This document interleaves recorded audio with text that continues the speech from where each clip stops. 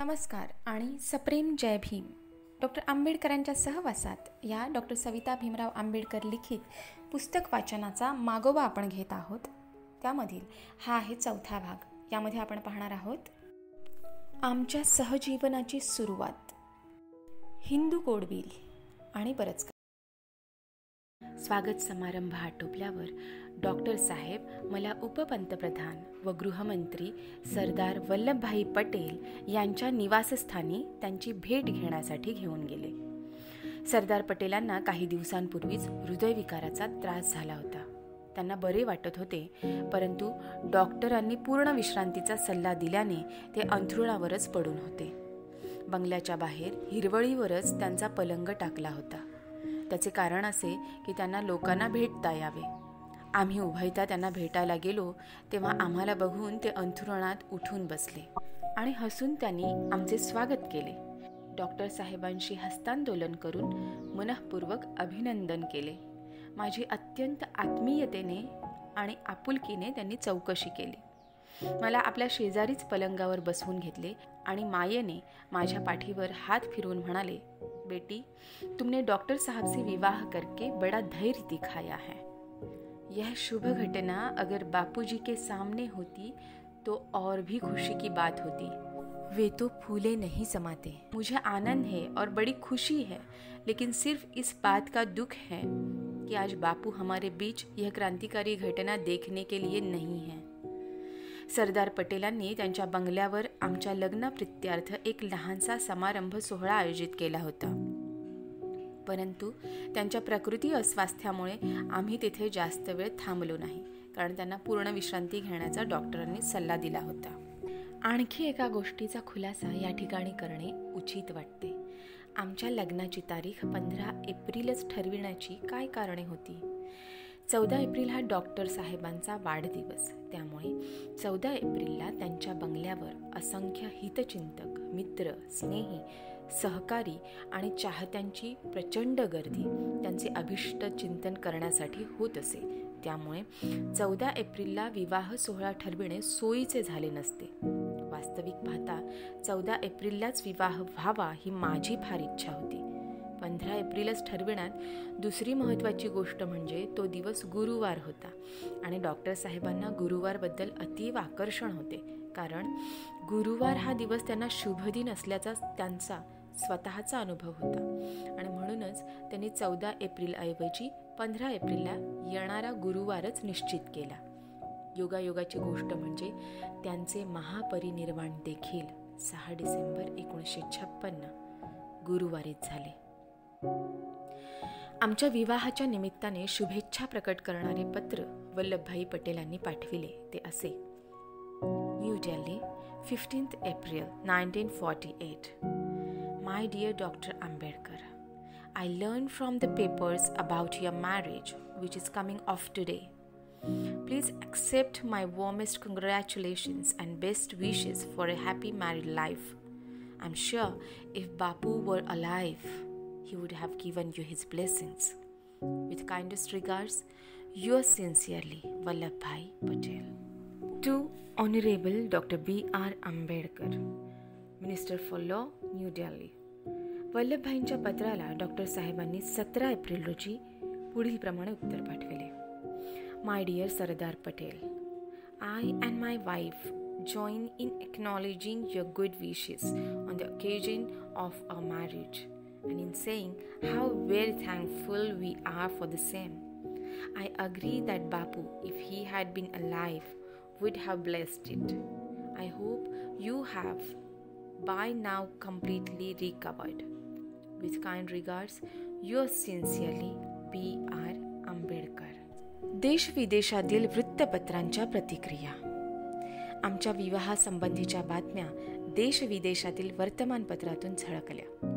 लंडनचा daily mail, न्यूयॉर्कचा New York times, भारतातील सर्व वर्तमानपत्रे व नियतकालिकांनी आमच्या विवाहाच्या बातम्या ठळकपणे फोटोसह छापल्या. त्यातल्या त्यात लंडनच्या डेली मेलच्या भारतातील वृत्तपत्रकाराने विपर्यस्त बातमी पाठविली. ती छापून आल्यावर वल्लभभाई पटेलांनी पत्र लिहून पंतप्रधान नेहरूंकडे आश्चर्य आणि संताप व्यक्त करून असल्या गोष्टींना पायबंद घालण्यासाठी आपण काय उपाययोजना करू शकतो अशी पृच्छा केली. ते पत्र असे: new Delhi, 15th April 1948. My dear Jawaharlal, you will be interested in the enclosed copy, a dispatch of the Delhi correspondent of the Daily Mail, London. It is the most mischievous message and a deliberate distortion of the actual conditions. I wonder what we can do to stop such nonsense. Yours sincerely, Vallabhbhai Patel. To the Honorable Pandit Jawaharlal Nehru, Prime Minister of India, New Delhi. Enclosure. Message dated 13th April 1948. Sent by Mr. Azad, Delhi correspondent of the Daily Mail, London, to Daily Mail.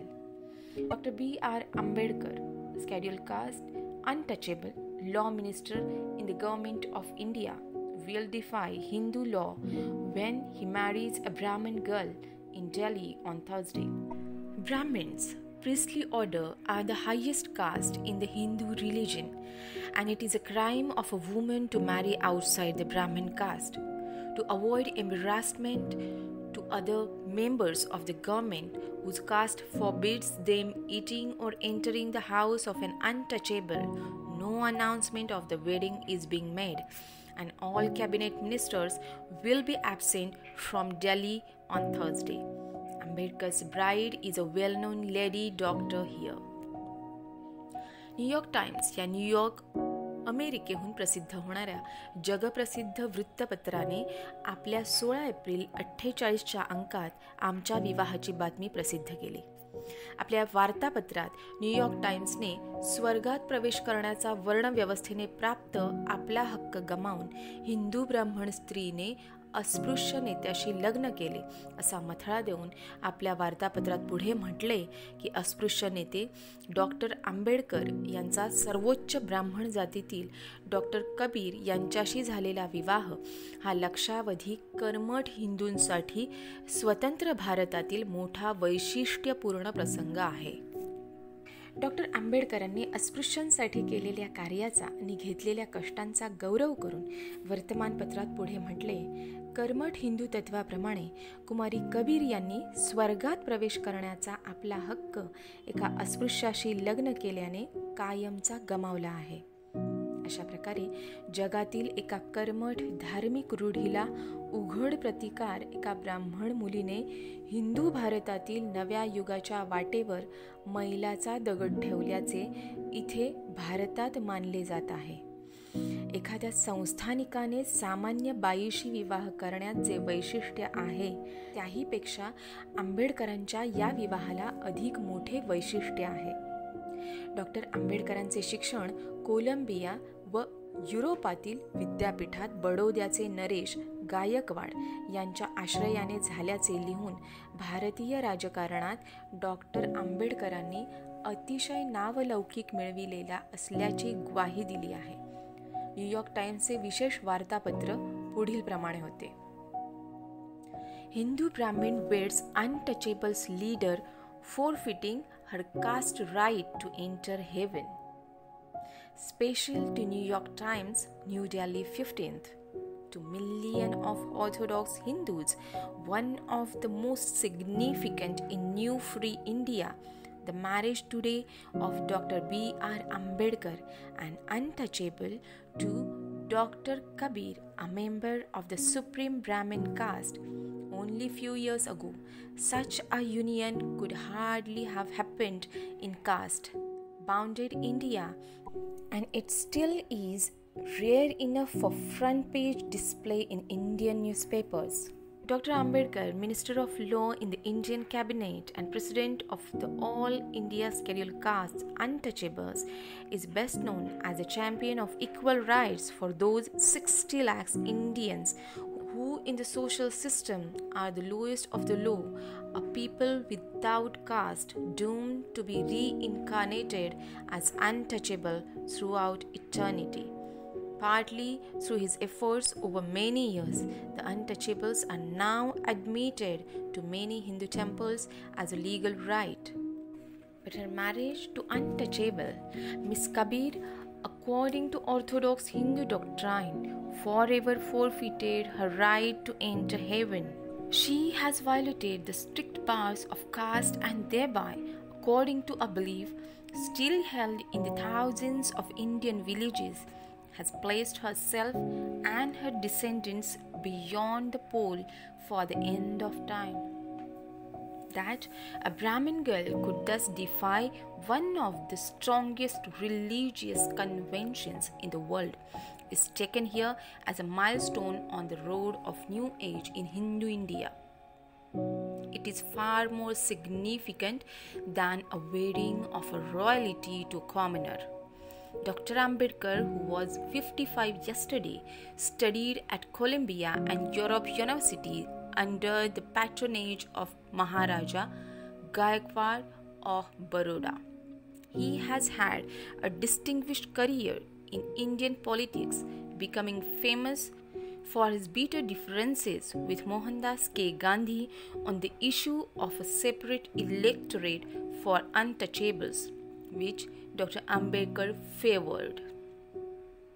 भारतातील प्रमुख नामवंत वृत्तपत्र the times of India आपल्या बातमीत म्हणतो, law minister weds. Dr. B.R. Ambedkar, the law minister, Government of India, was married to Dr. Kabir on Thursday morning at his residence at 1 Hardings Avenue. The bride is a medical practitioner in Bombay. The marriage was celebrated under the Civil Marriages Act by the Deputy Commissioner of Delhi in the presence of few personal friends of Dr. Ambedkar, who entertained them to lunch. API.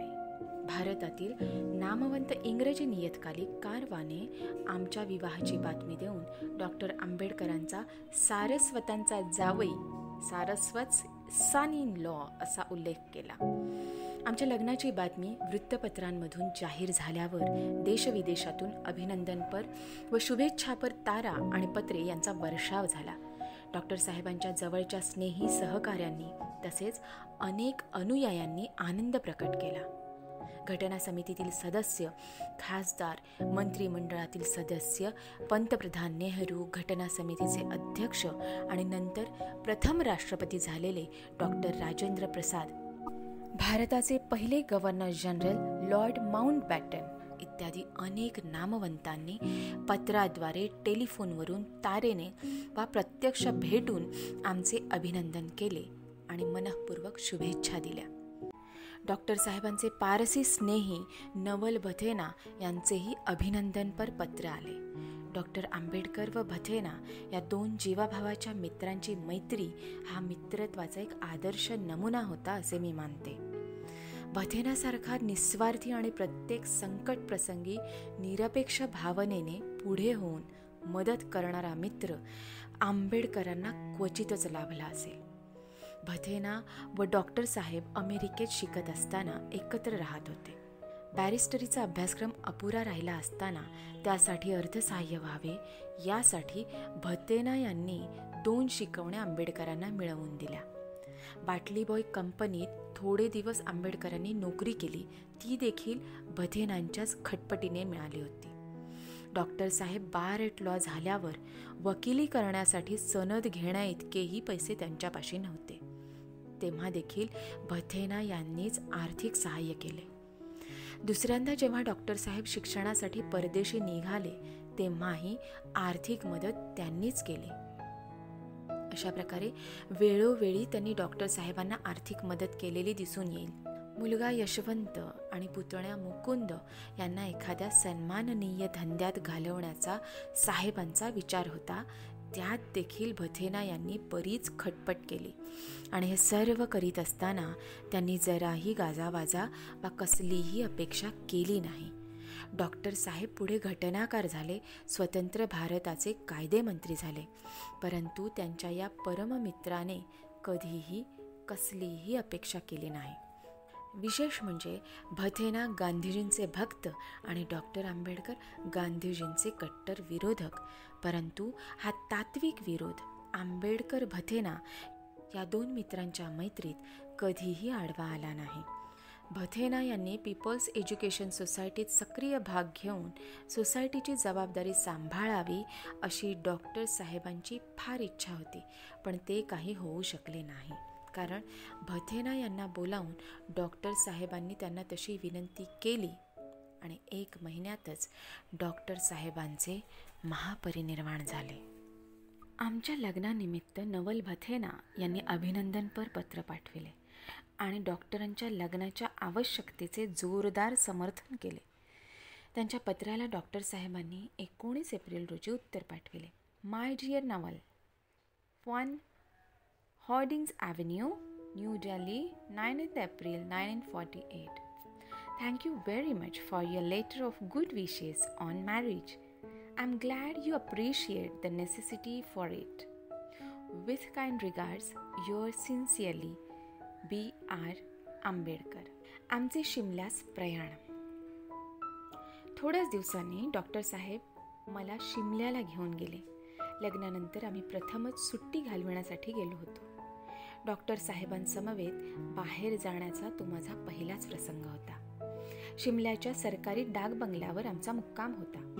योगायोगाची गोष्ट म्हणजे नवी उर्फ काकासाहेब गाडगिळांनीही नुकताच पुनर्विवाह केला होता आणि आपल्या नववधूसह ते देखील शिमल्यालाच सुट्टी घालविण्यासाठी आले होते. नेहरू मंत्रिमंडळात काकासाहेब गाडगीळही मंत्री होते. सार्वजनिक बांधकाम खात्याचे ते मंत्री होते. डॉक्टर साहेबांचा आणि त्यांचा चांगलाच स्नेहभाव होता. त्यांची भेट झाल्यावर डॉक्टर साहेबांनाही आनंद वाटला. दोघांची भेट झाली म्हणजे भारताचे आणि महाराष्ट्राचे राजकारण यावर तासनतास त्यांची चर्चा चालत असे. शिमल्यातच न्यायमूर्ती मेहरचंद महाजन यांचीही गाठ पडली. ते सुप्रीम कोर्टात न्यायाधीश होते. पुढे महाराष्ट्र कर्नाटक सीमा प्रश्नावर तोडगा काढण्यासाठी जे महाजन कमिशन नेमले त्याचे ते अध्यक्ष होते. महाराष्ट्र कर्नाटक सीमा प्रश्नाच्या संबंधात महाजन अहवालाचा नेहमी उल्लेख केला जातो तेच हे महाजन. शिमल्याच्या आमच्या भेटीसंबंधीचा उल्लेख न्यायमूर्ती मेहरचंद महाजन यांनी आपल्या आत्मचरित्रात देखील केला आहे. लुकिंग बॅक या आत्मकथनात ते म्हणतात, it was during my stay at Simla that I met doctor Ambedkar, who was then the law minister in the government of India, and Kaka Gadgir, who was then the minister of housing at the center. Both of them had recently remarried and were enjoying their honeymoons at Simla. Since my first meeting with them, I had the privilege of cultivating their friendship. शिमल्याला आम्ही काही दिवस राहिलो. Doctor साहेब अत्यंत आनंदी आणि उत्साही वाटत होते. फारच थोड्या लोकांना कल्पना आहे की डॉक्टर साहेब अतिशय विनोदबुद्धीचे होते. आम्ही शिमल्याला असताना अनेक गमती जमती त्यांच्या तोंडून साभिनय अनुभवास आल्या. एखादी गोष्ट सांगताना ते ती इतकी रंगवून सांगत की हसून हसून पोट दुखायला लागत असे. एकदा का त्याची लहर लागली म्हणजे एक एक किस्से ऐकता ऐकता हसून मुळकुंडी वळत असे. प्रसंगानुरूप आवाजातील चढ उतार साभिनय अंगविक्षेप करून ते आपल्या तल्लख विनोदबुद्धीचा प्रत्यय आणून देत असत. आमच्या सहजीवनाची सुरुवात. लग्नानंतरचे थोडे दिवस सुट्टी घालविल्यावर आम्ही दिल्लीस परत आलो. इथून पुढे आमचं सहजीवन जॉईंट व्हेंचर सुरू झालं. आमचा दोघांचा इतिहास आणि एकूण पार्श्वभूमी पाहता हे एक प्रकारचे धाडसच होते. खास करून माझ्यासाठी तरी ते फार मोठे धाडस होते आणि मी ते केले याचे आजही मला आश्चर्य वाटते आणि अभिमानही वाटतो. डॉक्टर साहेब त्यावेळी नेहरू मंत्रिमंडळात कायदे मंत्री होते. भारतीय घटनेचा मसुदा तयार करण्यासाठी नेमलेल्या लेखन समितीवर डॉक्टर आंबेडकरांच्या अध्यक्षतेखाली एकूण 7 सभासदांची घटना समितीने नियुक्ती केली होती. परंतु प्रत्यक्षात त्या 7 सभासदांपैकी एका सभासदाचे निधन झाले. दुसरे एक सभासद अमेरिकेत जाऊन राहिले. तिसऱ्या एका सभासदाने राजीनामा दिला. अशा प्रकारे रिकाम्या झालेल्या 3 जागा नंतर भरण्यात आल्याच नाहीत. चौथे एक सभासद संस्थानिकांच्या कामसंबंधात गुंतून राहिले. त्यामुळे त्यांचा तसा काहीही उपयोग नव्हता. केवळ नावापुरतेच ते सभासद होते. 1-2 सभासद दिल्लीपासून दूर होते. ते प्रकृती अस्वास्थ्याच्या कारणाने उपस्थित राहू शकत नव्हते. त्यामुळे घटना लेखन समितीचे अध्यक्ष असलेल्या एकट्या डॉक्टर आंबेडकरांवर घटना तयार करण्याचा संपूर्ण भार पडला होता. दिवसाचे 18 तास ते कार्यमग्न असत. राष्ट्राने सोपविलेले ते महान ऐतिहासिक कार्य त्यांनी बिघडत असलेल्या प्रकृतीचीही पर्वा न करता पार पाडण्यासाठी अतोनात कष्ट घेतले. डॉक्टर आंबेडकरांना आधीच मधुमेह, संधिवात, मज्जातंतूचे दुखणे इत्यादी व्याधींनी ग्रासले होते. तशात त्यांच्या पायातील दुखणे अधूनमधून उचल खात असे. त्यामुळे 15 दिवस त्यांच्या डोळ्याला डोळा लागत नसे. रात्र ते तळमळत असत. मी त्यांची सेवा करण्यात कसलीही कसूर केली नाही याची मला कृतार्थता वाटते. त्यांचे हातपाय दाबणे, पायांना तेलाने मॉलिश करणे, मज्जातंतूंचे दुखणे वा पायाचे दुखणे उचल खाल्ल्यास वीट गरम करून कपडा लावून त्याचा शेक देणे असे एक ना अनेक प्रकार करून त्यांना आराम कसा पडेल याची मी सदैव चिंता वाहत होते.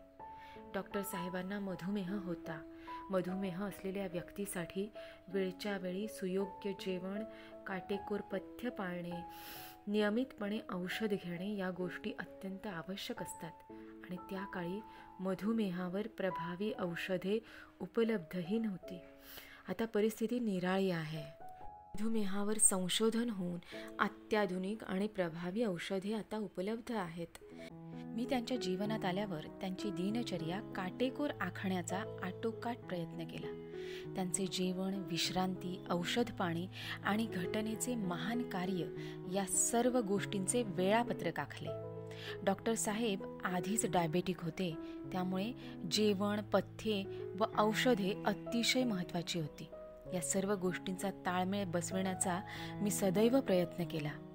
या ठिकाणी एक गोष्ट नमूद केली पाहिजे, ती अशी की डॉक्टर साहेब सकाळी स्वतःहून लवकर कधीही उठत नसत. दररोज सकाळी 7:30 ते 8च्या सुमारास मी त्यांना जाऊन उठवत असे. त्याचे कारण असे की रात्री बराच उशिरापर्यंत त्यांचे वाचन आणि लिखाण चालत असे. कधी कधी ते अखंड रात्र वाचत किंवा लिहित बसलेले असत. वाचन आणि लिखाण करीत असताना ते जगालाच नव्हे तर स्वतःला देखील विसरून जात असत.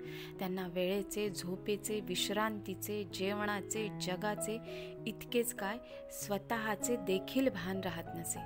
रात्री उशिरापर्यंत त्यांचे वाचन, लिखाण चाले. पहाटेच्या सुमारास ते झोपत. त्यामुळे साहजिकच ते सकाळी लवकर उठू शकत नसत. मी मात्र सकाळी 5:30 ते 6ला उठत असे. माझा तो विद्यार्थी दशेपासूनच नित्यक्रम असून आज देखील त्यात खंड पडलेला नाही. मी सकाळीच उठले म्हणजे बंगल्याबाहेरील विस्तीर्ण बागेत 1-2 चक्रा मारत असे.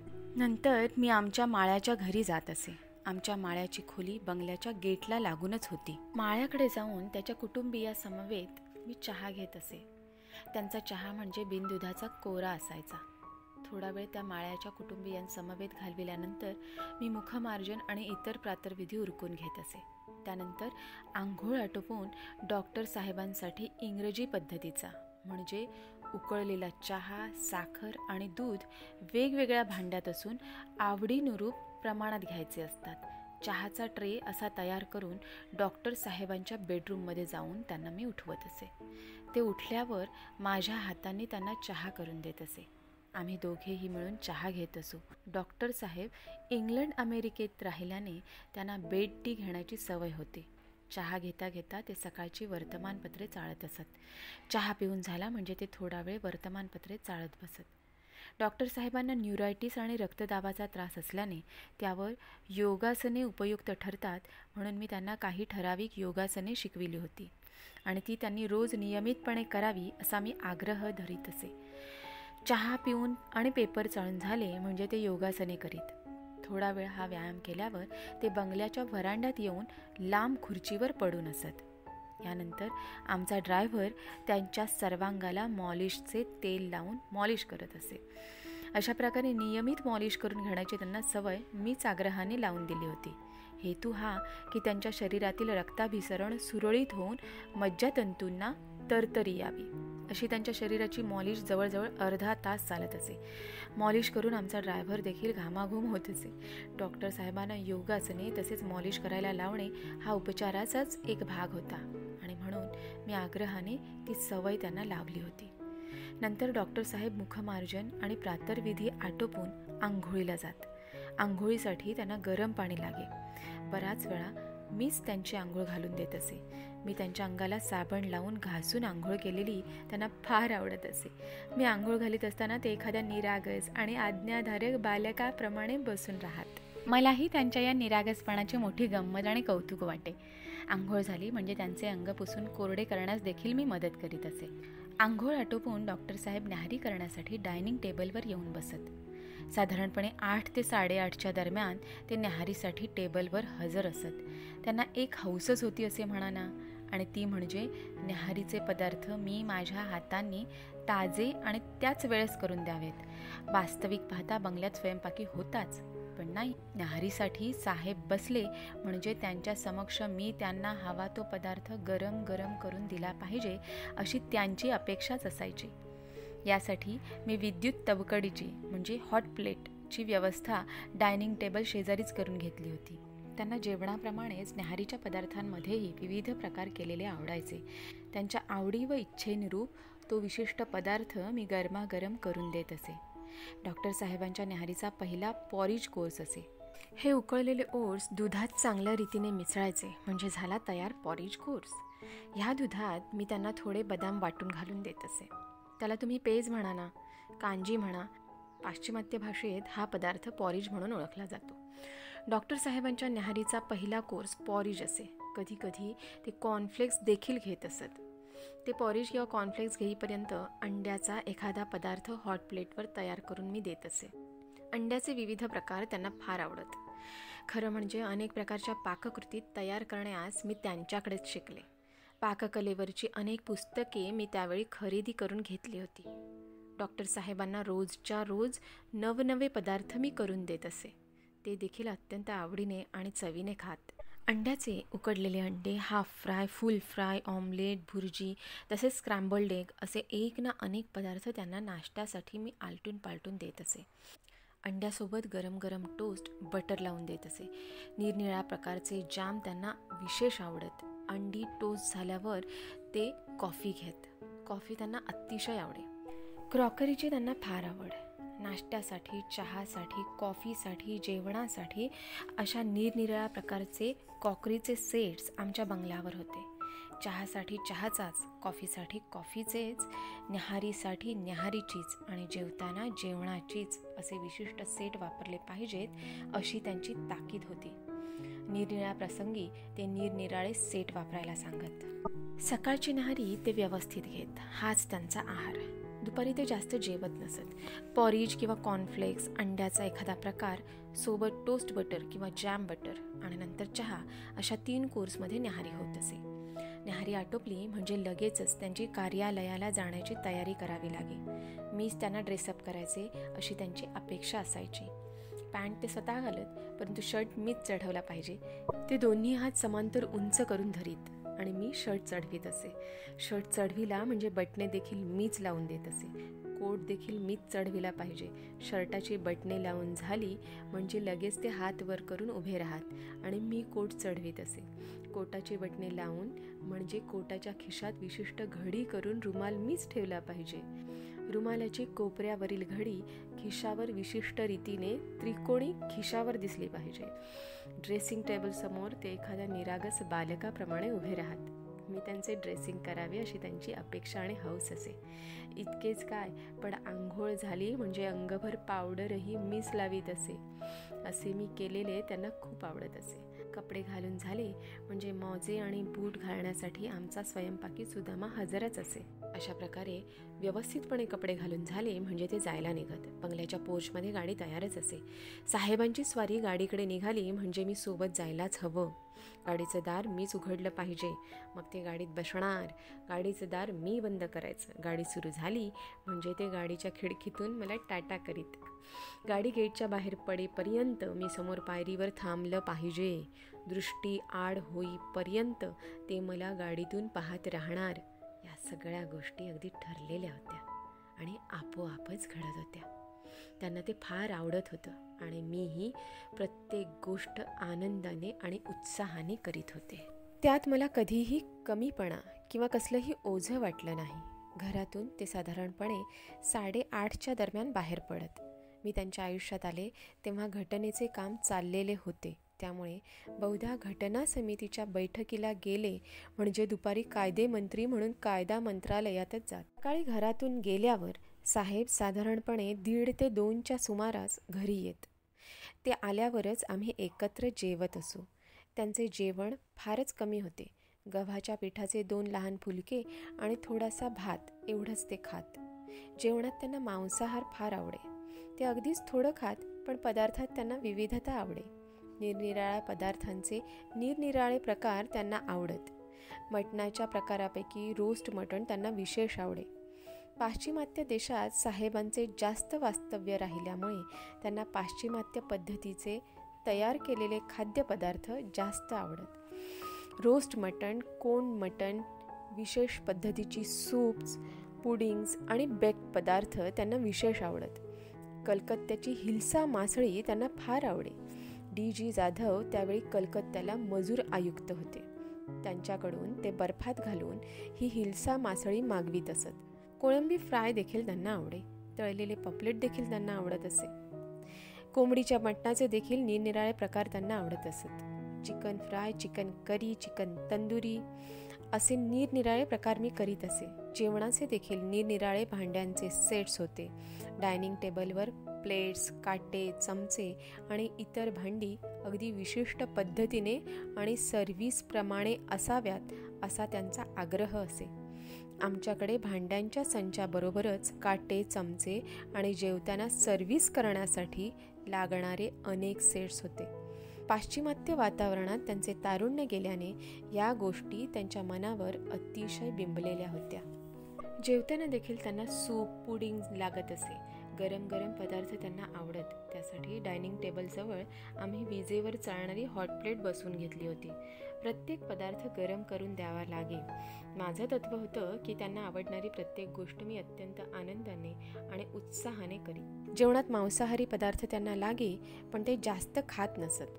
फार तर 1-2 तुकडे ते घेत. त्या मानाने त्यांचा आहार अगदीच अल्प होता. जेवता जेवता घटना समितीत चर्चिल्या गेलेल्या कलमांवर आमची चर्चा होत असे.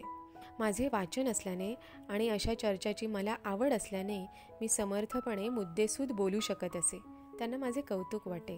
गप्पा करता करता जेवण आटोपे. जेवण आटोपल्यावर डॉक्टर साहेब परत वाचायला किंवा लिहायला बसत. तेव्हा त्यांना जबरदस्तीने उठवून विश्रांतीसाठी बेडरूममध्ये न्यावे लागे. मात्र हेतू हा असे की त्यांना कोणत्याही परिस्थितीत विश्रांती मिळावी. डॉक्टर साहेबांची आणि माझी सवय होती की आम्हाला उजेडात झोपच लागत नसे आणि म्हणून डॉक्टर झोपल्यावर बेडरूमची दारं, खिडक्या बंद करून तसेच पडदे टाकून मी खोलीत अंधार करीत असे, जेणेकरून त्यांना झोप लागावी. अशा प्रकारे दुपारच्या वेळी जेवणानंतर मी त्यांना आग्रहाने झोपवीत असे. आमच्या बेडरूममध्येही टेलिफोन होता. त्याच्या आवाजाने डॉक्टर साहेबांच्या झोपेत व्यत्यय येऊ नये म्हणून टेलिफोनवर उशी दाबून ठेवीत असे, जेणेकरून टेलिफोनची घंटी त्यांना ऐकूच येऊ नये. कारण जरा घंटी वाजली म्हणजे कोणाचा फोन आहे म्हणून उठून बसत. त्यासाठी अशी काळजी घ्यावी लागे. मी सहसा दुपारची झोपत नसे. घरातील इतर कामे उरकणे किंवा एखादी लागणारी वस्तू गाडीने जाऊन बाजारातून घेऊन येणे किंवा वर्तमानपत्र वा पुस्तक वाचणे असा माझा उद्योग असे. साहेब झोपले म्हणजे साधारणपणे 3:30च्या सुमारास उठत. उठल्यावर ब्रश करून तोंड धुत आम्ही एकत्र चहा घेत असू. नंतर परत ते पार्लमेंटला किंवा घटना समितीत उपस्थित राहण्यास जात. नंतर रात्री 9 ते 10च्या दरम्यान पुन्हा परत येत. रात्री परत आल्यावर ते अतिशय शेंडलेले असत. दिवसभराच्या अतीव ताणाने ते मलूल होऊन गेलेले असत. मला वाटतं त्यांच्या इतकी जबाबदारी त्यावेळच्या कोणाही नेत्यावर नसावी. रात्री ते घरी आले म्हणजे त्यावेळी देखील त्यांच्या कोटाची बटणे मीच काढली पाहिजेत. कोट आणि शर्ट देखील मीच काढला पाहिजे. कपडे उतरवले म्हणजे ते लुंगी किंवा पायजमा घालून लॉनमध्ये जात. लॉनमध्ये टेबल खुर्च्या टाकून त्यांना मी मोकळ्या हवेत बसवीत असे. आमच्या 1 हॉर्डिंग ॲव्हेन्यू या सरकारी बंगल्याला अतिशय प्रशस्त अशी लॉन होती. एक लहानसा हौद होता. त्या हौदात हौदात आम्ही कमळं देखील सोडली होती. हौदात लहानसे पण सुंदरसे कारंजे होते. या हौदाजवळच रात्रीच्या वेळी आम्ही खुर्च्या आणि टेबल लावून बसत असू. घटना समितीचे काम तसेच कायदा मंत्रालयाचे काम घटना समितीत दुसऱ्या दिवशी मांडल्या जाणाऱ्या कलमांची माहिती इतर सभासदांना देऊन त्यांच्या शंका निरसन करणे इत्यादी अनेक कामे करून ते रात्री अतिशय थकून परत येत. त्यामुळे मला जेवण नको किंवा हे नको ते नको असा हट्ट धरून बसत. अशावेळी माझी मोठी पंचायत होऊन बसे. त्यांची एखाद्या लहान मुलासारखी समजूत घालावी लागायची. कधी कधी तर एखाद्या पदार्थाचा हट्ट धरायचे. मग तिथेच लॉनमध्ये स्टोव्ह आणि लागणारे इतर साहित्य आणून त्यांनी इच्छा प्रदर्शित केलेला तो विशिष्ट पदार्थ तयार करून देत असे. तेव्हा कुठे ते थोडंसं खात. अन्यथा मला भूक नाही, मला जेवायचे नाही असे पालुपत चालूच असायचे. थोडा वेळ लॉनमध्ये बसल्यावर मग ते बंगल्याच्या पहिल्या मजल्यावर असलेल्या त्यांच्या बेडरूममध्ये जात. परत रात्री 1-2 वाजेपर्यंत वाचन, लिखाण किंवा घटना समितीच्या नोट्स काढण्याचे काम चालत असे. अधूनमधून मी त्यांना काय हवं काय नको याची चौकशी करून येत असे. रात्री 1-2 वाजता कधीतरी ते झोपत. दुसऱ्या दिवशी सकाळी नेहमीप्रमाणे मी त्यांना 7:30च्या दरम्यान उठवायला जात असे. घटना समितीचे कामकाज चालू असताना त्यांचा दिनक्रम साधारणपणे असा होता. साहेब घटना लिहिण्याच्या आणि घटना समितीच्या बैठकीत अत्यंत व्यस्त होते. आमच्या लग्नानंतर मी माझ्या माहेरच्या मंडळींना भेटलेच नव्हते. योगायोगाने मुंबई दलित मंडळाच्या विद्यमाने मुंबईतील सेंट झेवियर्स मैदानावर 12 ऑक्टोबर 1948 रोजी माझा भव्य स्वागत सोहळा आयोजित करण्यात आला होता. डॉक्टर साहेब देखील या कार्याला उपस्थित राहणार होते. असे त्यांनी महिला मंडळाला आमंत्रण स्वीकारताना उपस्थित राहण्याचे आश्वासनही दिले होते. प्रस्तुतच्या कार्यक्रमासाठी आम्ही मुंबईला आलो. त्या दरम्यान संयुक्त महाराष्ट्राच्या प्रश्नावर फार मोठा असंतोष धुमसत होता. संयुक्त महाराष्ट्राची चळवळ मूळ धरत होती. मुंबई महाराष्ट्रापासून अलग करण्याचा मध्यवर्ती सरकारच्या मनात डाव शिजत असल्याची शंका येत होती. या प्रश्नावर विचारवंत एकत्र आले. अशाच कामात साहेब गुंतले असल्याने सभेला येऊ शकले नव्हते. माझाच स्वागत सोहळा असल्याने मला जाणे भागच होते. स्वागत सभेच्या अध्यक्षस्थानी सौ सरोजिनी डी जाधव होत्या. सभेला 1 रुपया व 8 आणे दरांची तिकिटे घेतलेल्यांना प्रवेश होता. तरी देखील हजारो पुरुष, स्त्रिया आणि बालके यांनी सभेला प्रचंड गर्दी केली होती. भाषावार प्रांतरचनेच्या कामात डॉक्टर साहेब व्यस्त असून त्यांची प्रकृतीही बरी नाही आणि म्हणून ते सभेला येऊ शकले नाहीत असा मी संयोजकांना खुलासा करावयास सांगितला. सायंकाळी 6-6:30च्या सुमारास सोहळ्यास सुरुवात झाली. अध्यक्षबाईंच्या हस्ते माझा पुष्पहार घालून आणि साडी देऊन सत्कार करण्यात आला. त्यानंतर सौ शांताबाई बडलवकर, कुमारी चंपूबाई कांबळे, श्रीमती सुभद्राबाई कासारे, श्रीमती मुक्ताबाई कांबळे, सौ सुशीलाबाई पवार, सौ बोरीकर, सौ रुखमाबाई शिर्के आणि सखुबाई मोहिते इत्यादी महिला कार्यकर्त्यांची साहेबांच्या आणि माझ्या गौरवपर भाषणे झाली. शेवटी टाळ्यांच्या प्रचंड कडकडाटात मी सत्काराला उत्तर द्यायला उठले आणि प्रचंड जनसमुदायाला उद्देशून म्हणाले, बंधू आणि भगिनींनो, आपण आज माझे जे मोठ्या प्रेमाने स्वागत केलेत त्याबद्दल मला अत्यानंद होत आहे. आजच्या समारंभास परमपूज्य बाबासाहेब यांना हजर राहता आले नाही. याबद्दल निराश होऊ नका. तुम्हास माहीतच आहे की अलीकडे त्यांची तब्येत फार नाजूक झाली आहे. शिवाय आज ते दुसऱ्या महत्त्वाच्या कामात आहेत. लवकरच त्यांची प्रकृती चांगली सुधारेल आणि परत ते तुमच्या गाठी भेटी घेतील असा मला विश्वास वाटतो. तुम्ही स्त्रिया अशिक्षित आहात. तुमच्यामध्ये शिक्षणाचा प्रसार व्हावयास पाहिजे. तुम्ही निदान साक्षर तरी झालेच पाहिजे असे मला वाटते. मला साहेबांना आणि इतरांना जे दुःख वाटते ते हे की डॉक्टर साहेबांचा ध्येयवाद पुढे चालविल असा कोणी दिसत नाही. त्यांचा ध्येयवाद तुम्ही आचरणात आणला पाहिजे. माझ्याप्रमाणे तुम्हासही असे वाटत असेल की मुंबई ही आपल्या महाराष्ट्रातच असावी. या बाबतीत डॉक्टर साहेबांच्या मतास बरेच महत्त्व आहे आणि आज ते येऊ शकले नाहीत ते या मुंबई महाराष्ट्राच्या कामात असल्यामुळेच. माझ्या प्रत्येक वाक्यावर प्रचंड टाळ्या पडत होत्या. मुंबई महाराष्ट्रासंबंधीच्या आमच्या भूमिका किती स्पष्ट होत्या याची यावरून कल्पना येईल. संयुक्त महाराष्ट्र समितीचे आद्य प्रवर्तक खुद्द डॉक्टर आंबेडकर होते हे सांगायलाच नको. परंतु ज्यांचा मुंबई महाराष्ट्राच्या जडणघडणीत काडीचाही अर्थी संबंध नाही, ते आज आमची मुंबई, मराठी मुंबई किंवा जय महाराष्ट्र म्हणून महाराष्ट्र आपणास आंदणच मिळालेला आहे अशा भ्रमात वावरताना दिसतात. मुंबईतील माझा पहिलाच स्वागत सोहळा अत्यंत भव्य स्वरूपात साजरा झाला. दुसऱ्या दिवशी जनतेत माझ्या भाषणाचा वृत्तांत वाचून डॉक्टर साहेबांनी आनंद प्रकट केला आणि मला शाबासकी दिली. जीवनातील सुवर्णक्षण, या देशाची जी भीमस्मृती राज्यघटना आहे ती माझ्या समक्ष नावारूपाला आली.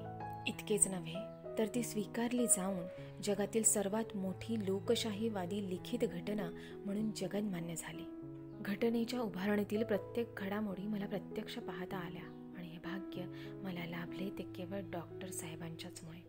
घटना समितीने भारताचे संविधान म्हणून ती घटना 26 नोव्हेंबर 1948 रोजी स्वीकारली.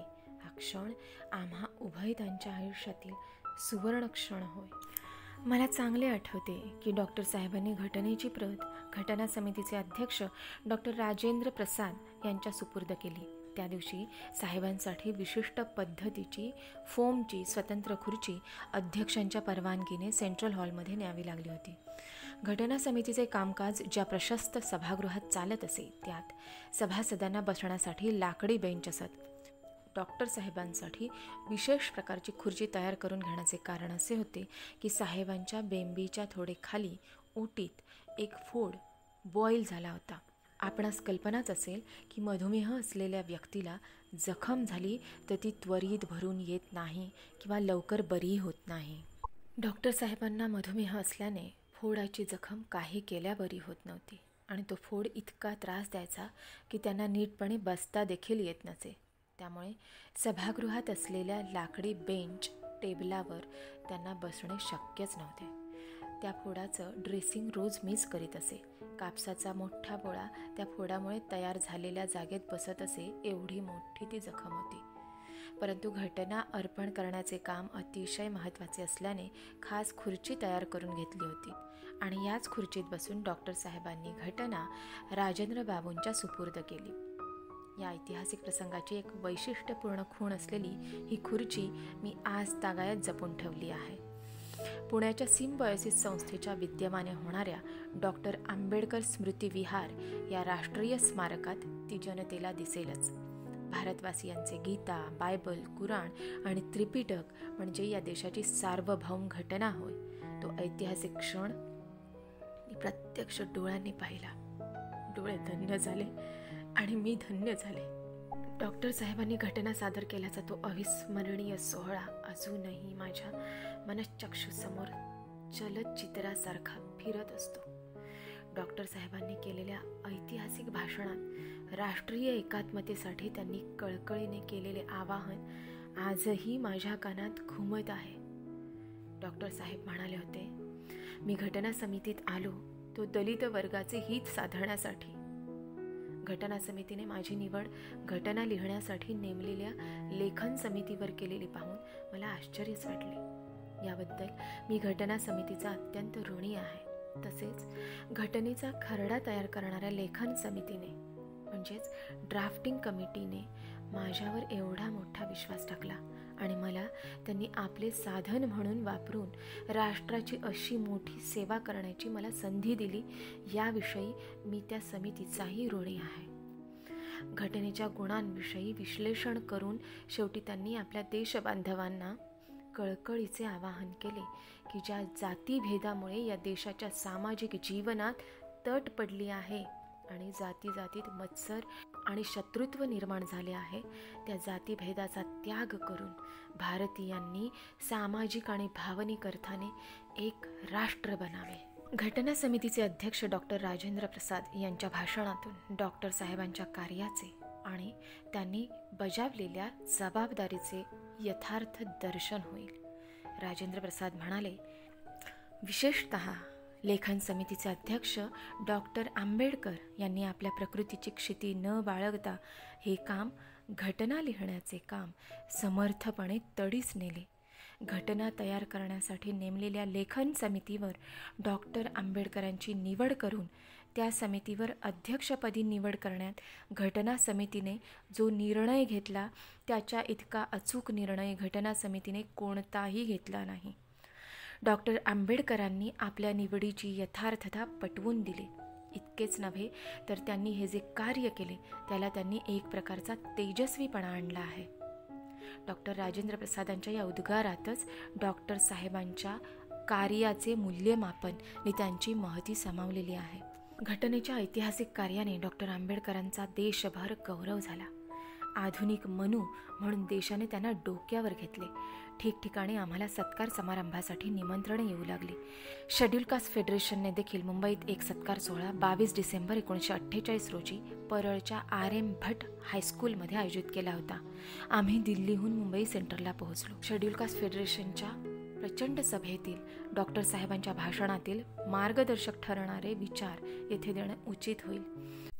आपल्या अनुयायांना डॉक्टर साहेब म्हणाले, मला नक्की आठवत नाही, पण 1943 जे इलेक्शन झाले त्यावेळी येथेच आपली एक सभा भरली होती. त्यावेळी मी हजर होतो. आज मी इथे तुमच्या पुढे उभा असल्याने त्यावेळच्या सभेची सहजगत्या आठवण होते. 1946 आपण आणि आपल्या पक्षाने अपयशाचा बराच मोठा वाटा उचलला होता असे म्हटले पाहिजे. आपण इलेक्शनमध्ये हरलो म्हणून खंत वाटण्याचेही कारण नाही. पराभवाबद्दल मला विशेष दुःख होत नाही. क्रिकेटच्या सामन्यामध्ये कधी एका संघाचा पराभव होतो, कधी दुसऱ्या संघाचा पराभव होतो. अपयशी संघ पुढे यश मिळवू शकतो. तद्वतच यश मिळविणारा संघ अपयशी ठरण्याचा संभव असतो. इलेक्शनमधील यशापयशाचे तसेच आहे. तेव्हा गेल्या इलेक्शनमध्ये काँग्रेसने आपला केवळ पराभवच केला असता तर त्याबद्दल विशेष काही मानण्यासारखे नव्हते. परंतु त्या प्रसंगी काँग्रेसच्या लोकांनी आपल्यावर जो जोर, जुलूम, अत्याचार केला तसा अत्याचार हिंदुस्थानात इतरत्र क्वचितच झाला असेल. गेल्या निवडणुकीचे काय करायचे याचा विचार आज करण्याचे काहीच प्रयोजन नाही.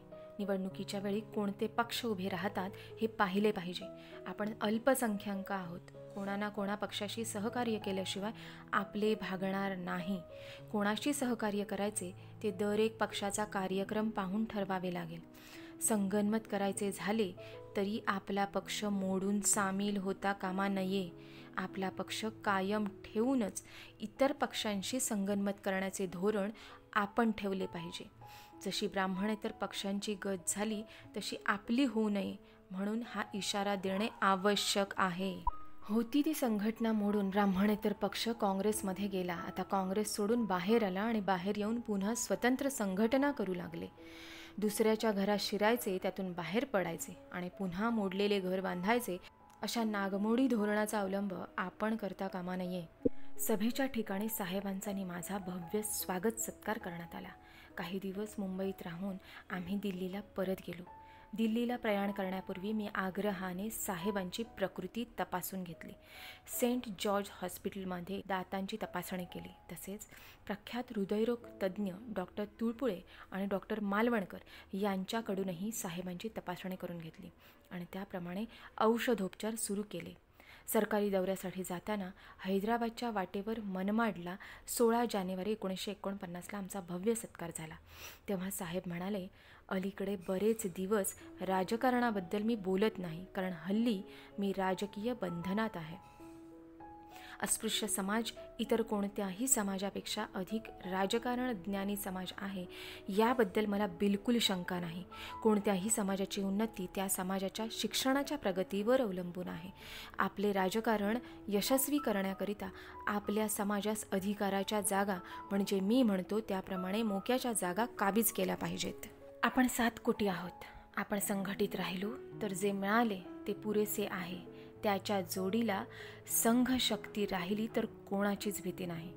आपला जो राजकीय संघ शेड्यूल कास्ट फेडरेशन आहे त्यालाच चिकटून राहिले पाहिजे.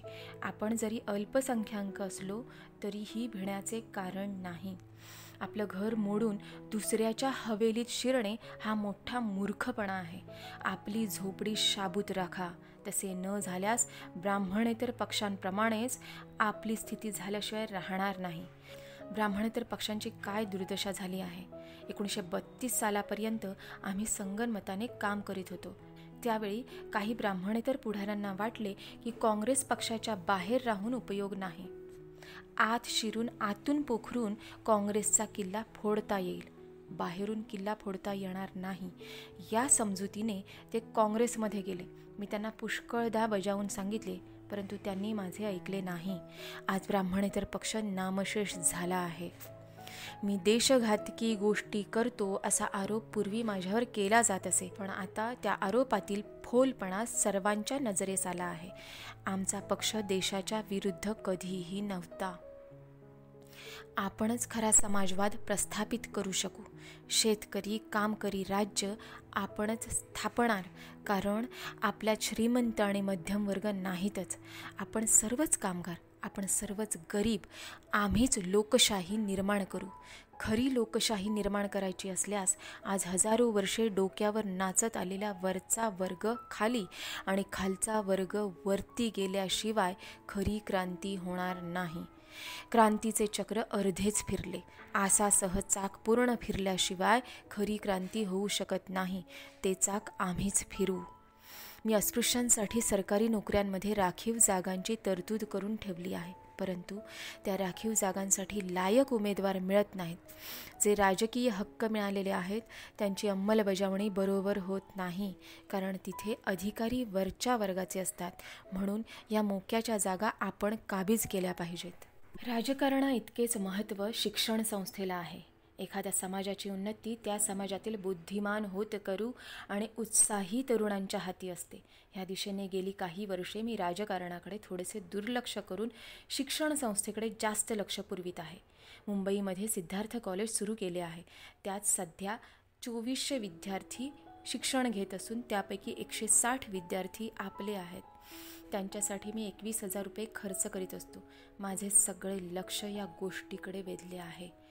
औरंगाबादला कॉलेज काढण्याचा विचार आहे. हे सगळे नामदेवांचे लग्न पांडुरंगाने केले त्याप्रमाणे आहे.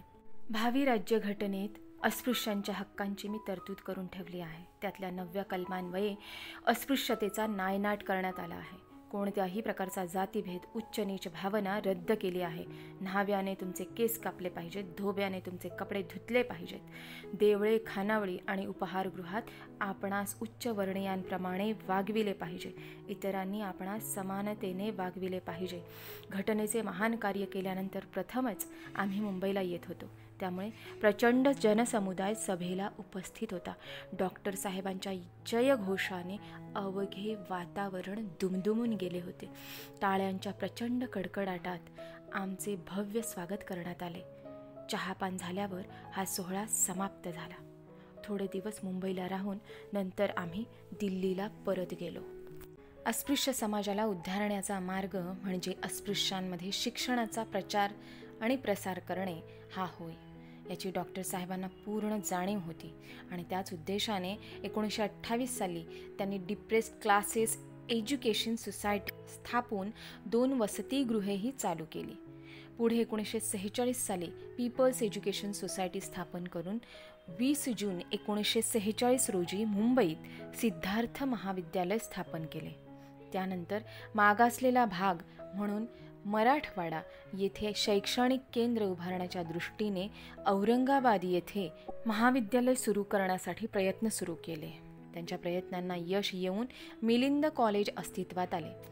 मराठवाड्यासारख्या दुर्गम ठिकाणी सर्वप्रथम महाविद्यालय काढणारे डॉक्टर साहेब होत, याची जाणीव ठेवली पाहिजे. मुंबईतील सिद्धार्थ महाविद्यालय व औरंगाबादचे मिलिंद महाविद्यालय ही डॉक्टर साहेबांच्या शैक्षणिक कार्याची चिरंतर स्फूर्ती देणारी स्मारकेच आहेत. मुंबई विद्यापीठाच्या इतिहासात सर्वप्रथम सकाळचे कॉलेज सुरू करणारे सिद्धार्थ हे एकमेव कॉलेज होते. त्यामुळे नोकरी करून शिकता येत असे. या मॉर्निंग कॉलेजचा फायदा अस्पृश्य व सवर्ण अशा सर्व थरातील विद्यार्थ्यांना झाला. त्यामुळे नोकरी करून उच्च पदव्या मिळवणारे अनेक विद्यार्थी नोकरी सांभाळून उच्च शिक्षण प्राप्त करू शकले. याचे श्रेय डॉक्टर साहेबांच्या अथक परिश्रमांना आणि त्यांच्या दूरदृष्टीला आहे.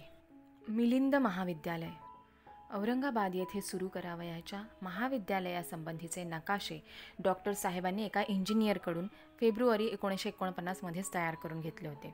नकाशावर खुणा करून त्या जमिनीसंबंधीच्या सर्वे नंबरासहित सर्व माहिती औरंगाबादच्या कलेक्टर ऑफिसमधून मिळविण्यास तसेच त्याच्या किमतीसंबंधीची माहिती कळविण्यास साहेबांनी भाऊराव गायकवाडांना लिहिले. तसेच महाविद्यालयासाठी हव्या असलेल्या जमिनी खाजगी व्यवहाराने मिळत नसतील तर कलेक्टरला समक्ष भेटून त्या जमिनी सार्वजनिक कारणाकरिता ताब्यात घेण्याबाबत ते हैदराबाद सरकारला शिफारस करू शकतील किंवा काय ते पाहण्यास सांगितले.